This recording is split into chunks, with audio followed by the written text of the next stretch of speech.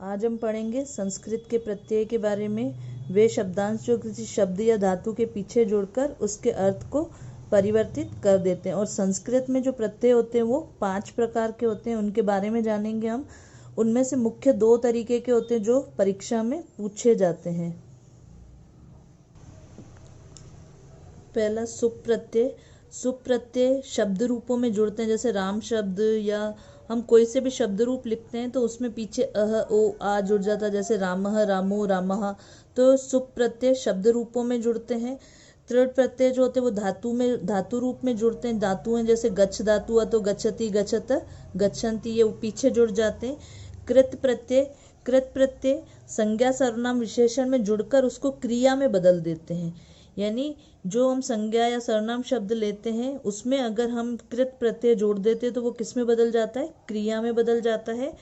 त्वदित प्रत्यय क्या होता है? संज्ञा सर्वनाम में जुड़कर विशेषण में बदल जाते हैं। शब्द जो होते हैं वो किस में बदल जाते हैं? विशेषण में बदल जाते हैं। स्त्री प्रत्यय क्या होते हैं? जब पुल्लिंग शब्दों को हमें स्त्रीलिंग शब्द में बदलना हो तो हम ये स्त्री प्रत्यय जोड़ते हैं। पर परीक्षा में केवल कृत प्रत्यय और तदित प्रत्यय के बारे में ही पूछा जाता है, इसलिए अभी हम यहाँ पर कृत प्रत्यय और तदित प्रत्यय के बारे में जानेंगे। कृत प्रत्यय के उदाहरण पढ़ेंगे हम। पहला है हमारा त्वैत प्रत्यय।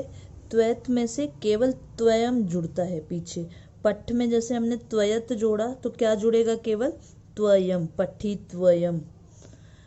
लिख प्लस त्वैत जोड़े तो लिखी त्वयम। पीछे क्या जोड़ोगे आप? त्वयम। ये बिंदी म के लिए होती है।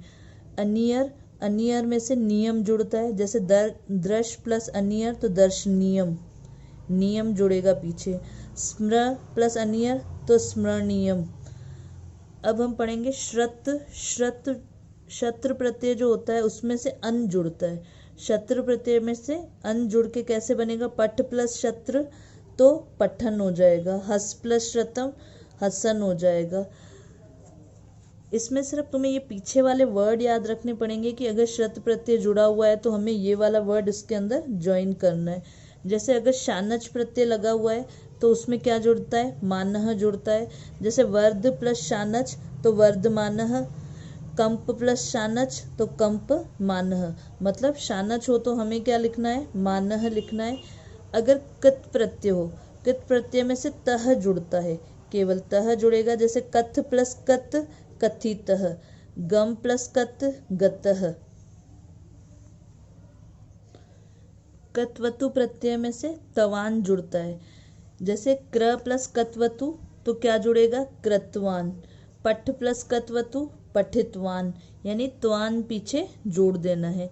और कत्वा प्रत्यय में से त्वा जुड़ता है। जैसे पठ प्लस कत्वा तो पठित्वा, दा प्लस कत्वा तो दात्वा। तो पीछे क्या जोड़ोगे? केवल त्वा प्रत्यय जोड़ोगे।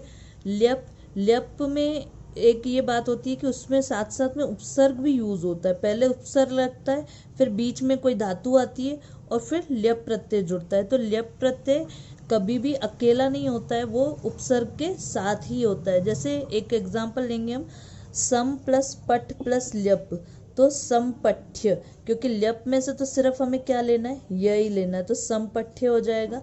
आ प्लस दा प्लस ल्यप तो आदाय, आ दा, और इसमें से ल्यप प्रत्यय में से हमें क्या लेना है? य लेना है।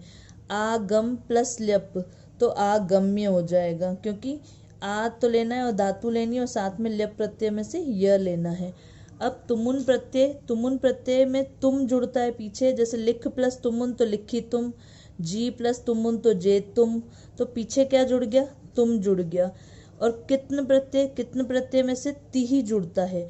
जैसे मन प्लस कित्न तो मतिह, क्र प्लस कित्न तो कृतिह। तो पीछे क्या जोड़ोगे? कित्न प्रत्यय में तिहि जोड़ोगे। अब पढ़ेंगे त्वदित प्रत्यय के एग्जाम्पल।